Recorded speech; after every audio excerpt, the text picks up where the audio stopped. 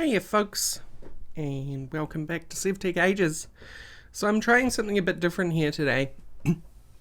As you'll notice, I'm talking at normal speed, however the footage is sped up. That's because I'm not playing, I'm just talking over the thing. And the reason I'm doing that is because I failed last time I did a video. I did the Stone Block base tour. And happened to not get around to answering any questions. And I wanted to dedicate this episode to doing some questions, and the reason for that is I just want to try something different. No particular reason. I could have answered these while doing the busy work, but I thought I would just try it out, see how it goes. So on screen I am just starting on doing some cleanup and stuff, and I start looking into doing immersive engineering. I think I was looking at the achievements just earlier. But I have a few questions here. I have not gathered the names for the questions because I did not know whether people would want them spoken or me to address who asked the question in the first place. So I thought I would risk not being rude and just write the questions without the without the authors of the questions. Also, there's some there was quite a few double ups on several of the questions, so that also avoids listing off everyone who asked that particular question. So I'm staring at one of these questions here. What is my ideal mod if I had no limits? That's a question I've gone back and forth on in my head a lot. And I think Steam and Steel comes pretty close to that, if any of you are familiar with that, which is currently on a bit of a hiatus with me and Atomic as we sort out the back end of things and where we want to go with that, because we struggled with doing some pretty intense back end things that hadn't been seen in modded Minecraft before. Part of that was bone-based animation and a few other things, so that we could have some really cool, really dynamic animations to our machines and entities. However, that is now looking like we might start doing that for 1.8. However, is Steam and Steel my ideal mod with no limits? That's a really hard question. Like a really hard question. I'm not entirely sure.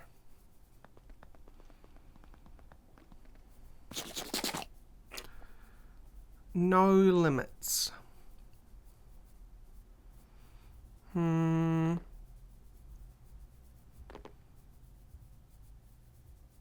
Yeah, I think that's the reason I struggle to answer that one, is because I don't think mods are very good unless they have limits.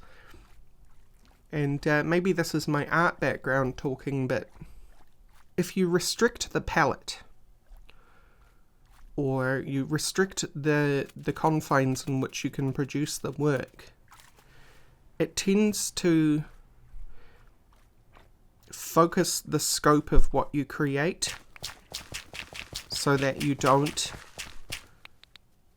just have this Goliath of a creation which no one understands except you.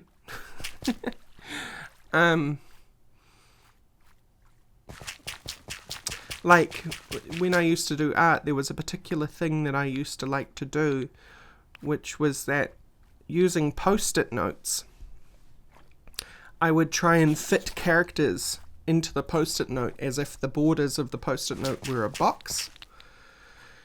And this is a very literal example of practicing art within limits. But it proves the point, which is that it gave me a better sense through that practice of how a human body or a character's body, because they weren't always perfectly human proportions, right? It's not like when I did my art they were rendered realistically or what have you, but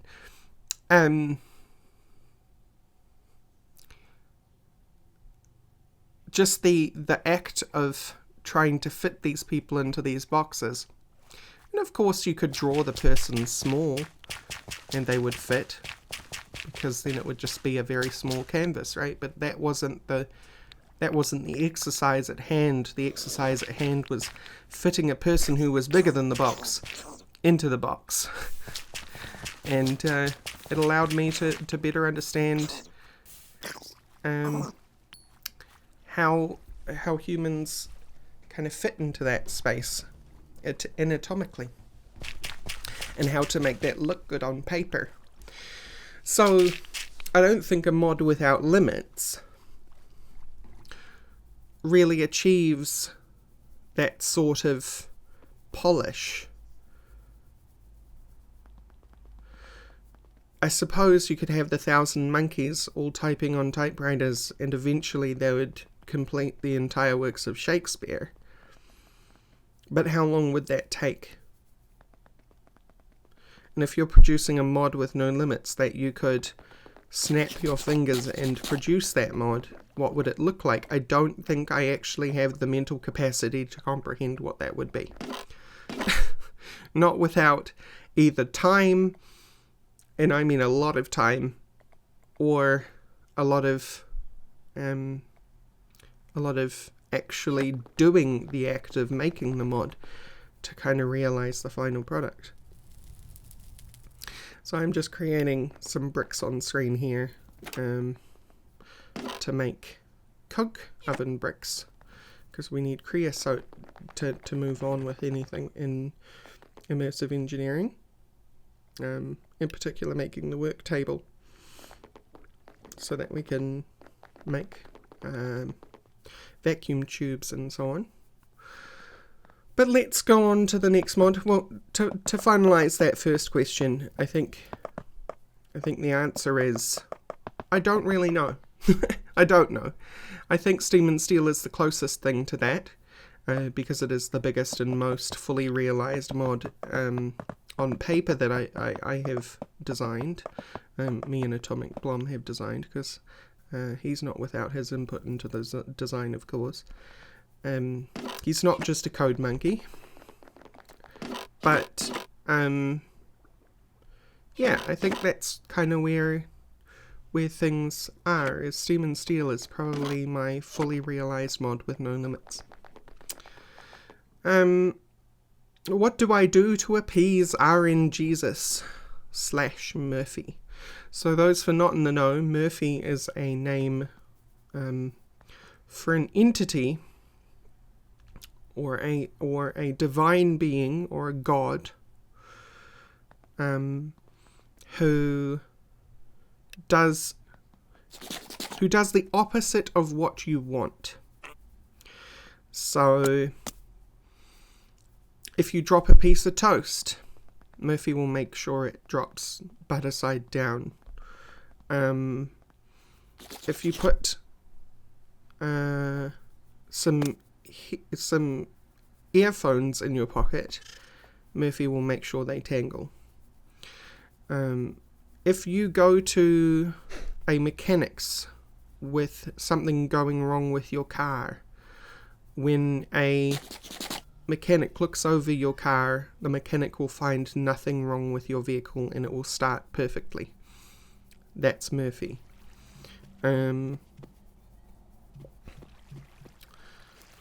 So Murphy is the opposite of anything that you hope for, basically. I don't really have to appease RNGesus, because RNGesus is a lot more fair than Murphy, because RNGesus is truly random, and truly random things sometimes end in good luck or end in bad luck. Like if you roll 2 6s in a row on a 6-sided die, or if you roll 2 1s in a row on a 6-sided die, that's still random.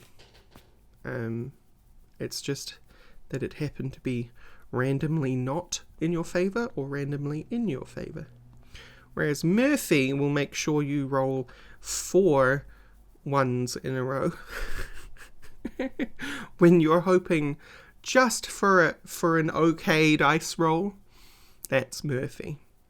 So what do I do to appease Murphy? Well, more importantly, I don't think I try to appease Murphy, I try to trick Murphy.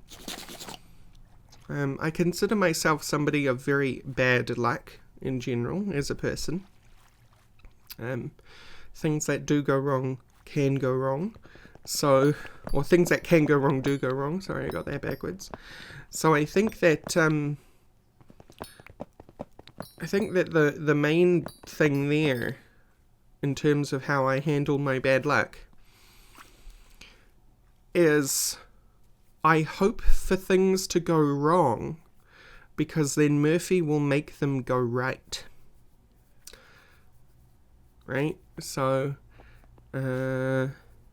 what's an example? I'm waiting for a game to download on Steam or something, right? And I think to myself, this game is going to take 6 hours to download.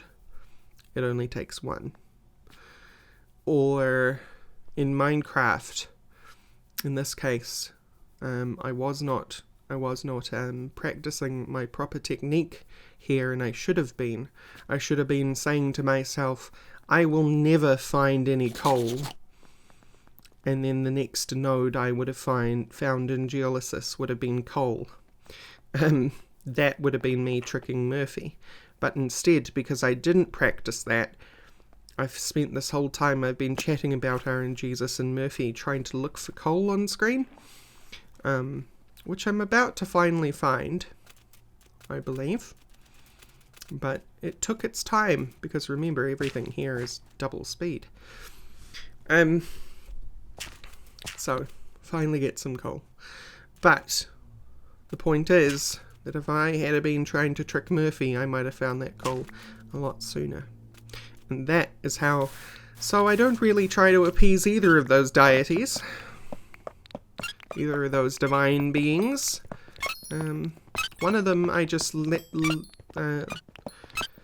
leave to do their work, and the other one I try to trick instead of appease. Because Murphy tries to trick me, so why should I try to appease Murphy, you know? I don't think you could appease Murphy. I think the only way you could appease Murphy is by having perpetual bad luck. Which is why I think I'm the victim of Murphy quite a lot. So anyway, hopefully that answers your question. Do I think these deities are real in real life? No, I don't. But it's fun to imagine. We've got a lot of toot skeletons down there, and I've just been ignoring them while I've dug out this top layer, and then now I go and deal with them. But the tooting sounds so much more bearable when it's sped up, to be honest.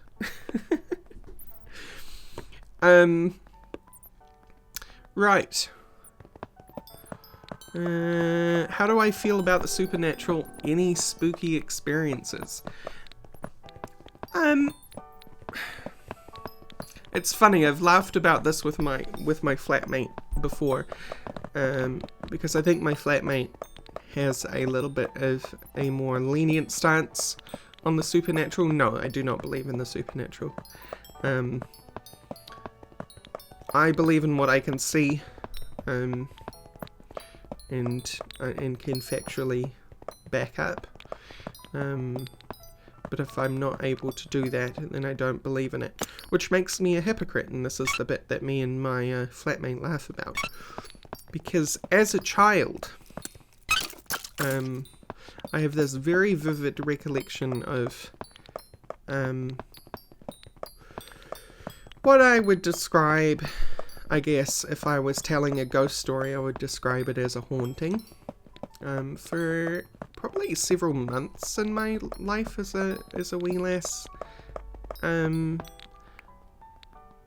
I would have this character, which me and my parents ended up naming Mahat Makot, which is a very silly name, but part of that was to disarm the idea of the character, which I believe is imaginary these days.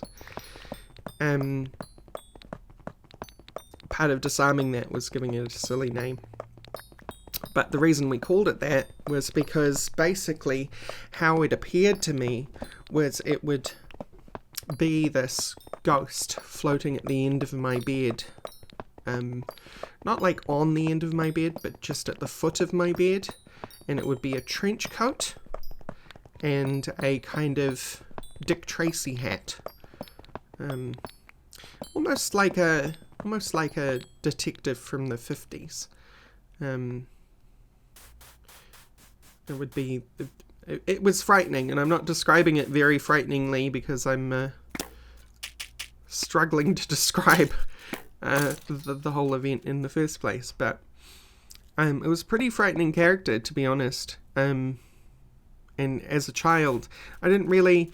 Part of what surprised me as a child was that I had no real, idea of what a trench coat was or what a Dick Tracy hat was.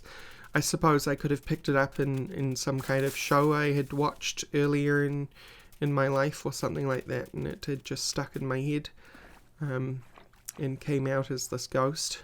But that's how it was. And so for night on night, for like a month or so, I would be hyper anxious of this ghost floating at the end of my bed, because sometimes it was there and sometimes it wasn't, but the whole time I was afraid that it was. And something that really solidified the whole event for me was that that one night when I was scared hiding under my blanket, I heard a coat hanger drop, which I interpreted as being the coat hanger that was holding up the coat and the hat, right? I don't know whether there was a coat hanger that actually dropped or not, or it was just my head playing tricks on me, or if it was a real ghost. But that is my one and only experience of what you could describe as the supernatural, if it was the supernatural. Which these days I don't believe it to be. However, the reason why me and my flatmate laugh about that is because I say I don't believe in ghosts except for this one ghost. Because it's the ghost that I saw, and it's the ghost that I had my own evidence for, so therefore it's the only real ghost. And that's why that makes me a hypocrite. But it was a genuinely frightening experience. But no, I don't think I believe in the supernatural. I think any ghost situation can be explained, even my own, which is to do with the psychology of a growing child, and the fact that growing children often experience very vivid hallucinations based on their imagination, and particularly children who are tired and half asleep are more susceptible to that sort of thing. Then couple that with anxiety, which can also produce its own hallucinations, then you have the perfect storm for creating your own both audible and visual hallucinations as a child. And that's what I believe I was experiencing in hindsight. And in terms of a lot of the ghost stories and things you hear about haunted houses and things like that, you can often, and it's quite a stereotype and a bit of a meme, but it's often things like the pipes in the walls, because a house is very, very old, or the airflow in the house sounds like howling, because some of these houses are very old, and just the way they're made has a very specific way that the air flows through the house, and it creates a howling sound, or a moaning sound, and that's just the wind. But if you have experienced a what you believe a supernatural event. While I personally don't believe in it, I'm not going to begrudge you the feelings you felt around it, because I know how that feels. Very personally, I know how that feels. And while I don't believe that your specific case is an actual case of supernatural, like I don't believe my own was, I definitely believe you experienced something. And that is, to me, factual. So, I guess it's just a different way of looking at those things. Some people have faith that there is a supernatural element to the world, and some people don't, and I just happen to be the kind of person who doesn't. And I think that leads on to something else, which isn't really a question here, but it's kind of couples with that sort of thing. I think the way that my life has come to pass and the things that I've experienced in my life has made me a very agnostic person. Has made me very evidence-based, especially with the whole anxiety situation. Has made me very facts and evidence-based. There's nothing that I really feel is true. There's only stuff that I know is true, and that's a result of protecting myself from panic and anxiety, because the things that I know are true cannot hurt me, basically. And when it comes to my anxiety and my panic attacks, they often center around my heart. There's nothing wrong with my heart, by the way. It just so happens that that is what a lot of that centers around for me. With my heart going fast, I then focus on ideas of heart attacks and pulmonary embolisms and all sorts of horrible things. And then I use my evidence and my facts to tell myself that everything is actually fine.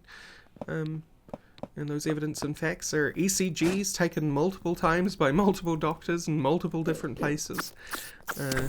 And being checked out by different doctors at different times in multiple different ways, and there's nothing that I can really say to myself to have the evidence that I do have these things wrong with me, because there's so much evidence against it. So the truth and the fact of the matter is that I'm fine, and that helps me overcome a lot of my panic and my anxiety, is focusing on those truths that I have. And that works for everything, not just the hard stuff, but for everything in general that I tend to get anxious about. So, right, next question. What's the first video game I ever played? Now, my memory only goes back so far, so I don't know that this is the entire truth. But the first video game I ever remember playing is Alex the Kid on the Sega Master System. How do you describe Alex the Kid? It has an extremely earworm theme that carries throughout the entire game. I think there's a couple of other musical themes it has, but there's one in particular in people who have played Alex the Kid, although I think a lot of you are probably a bit too young to know Alex the Kid. But for those who are older in my audience, I'm sure some of you have experienced it. You know that theme.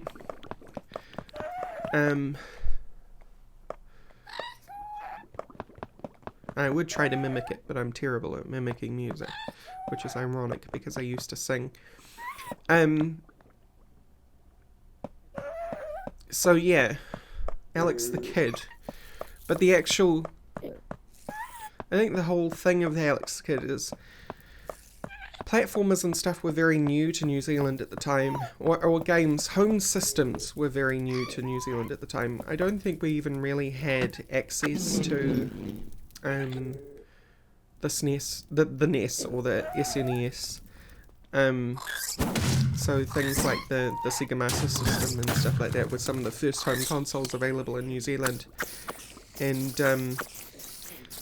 So experience of the games and things that came out were very foreign, both literally and figuratively.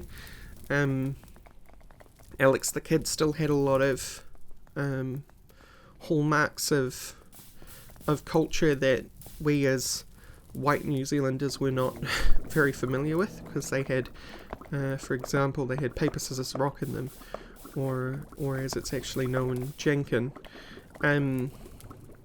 Alex the Kid had periodic bosses that you would fight, and you would fight them by playing games of Jenkin with them. It was about learning the patterns of the bosses, because the bosses would do the same moves every time.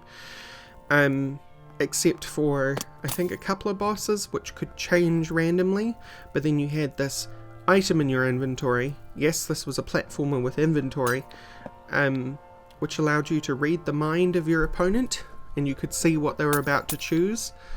And the way you knew they were about to choose it, or the way you knew you were meant to choose paper, scissors and rock, were because you had this musical cue that happened during the boss fights that would indicate that you needed to press your button now. And so if you're looking at the mind reading bubble, you would wait for that very moment to know what the mind reading bubble was, and know which paper, scissors or rock you had to put forward yourself. So other than that, it was a kind of a very standard platformer. You jumped, you punched pterodactyls. There was a couple of situations where this platformer had vehicles in it. You had like this little pedal helicopter, and you also had a motorbike on some levels. It was pretty ridiculous. I really liked it though, and even these days I think it's a pretty fun game in terms of like old school retro platforming. It is showing its age, that's for sure, especially with the music front, and it was even showing its age when it was first came out, because that music drove everyone nuts. Which is fair enough, because it's a very ridiculous theme music. So anyway, that's probably the first game I remember playing as Alex the Kid. I don't remember any before that, because the Sega Master System was my first introduction to home consoles and gaming in general, because we didn't even have a PC at this point. I was... how old was I? I must have been 6 or 7, and I was introduced to it because my brother, or our family, had gone over to a brother's friend's place, and the friend had a Sega Master System which had Alex the Kid on it, and they sat there playing Alex the Kid the whole night, and I sat on the couch watching them, because of course at that time it was very ridiculous to think that a girl would play video games. But then we got our own Sega Master System, and I spent every day in front of it. So that was fun. Anyway, we have run out of time for questions. I have more to go through, but I hope I have answered those particular questions to great detail. And I think we'll leave the episode here. I think that was a fun little experiment to run, and maybe we'll do this kind of thing more often. But let me know in the comments down below what you thought of this little format. I think it might be a good way to get some busy work in these in Sevtech done between things. So yeah, let me know. Anyway, thank you all for watching, and I will see you later. Bye bye.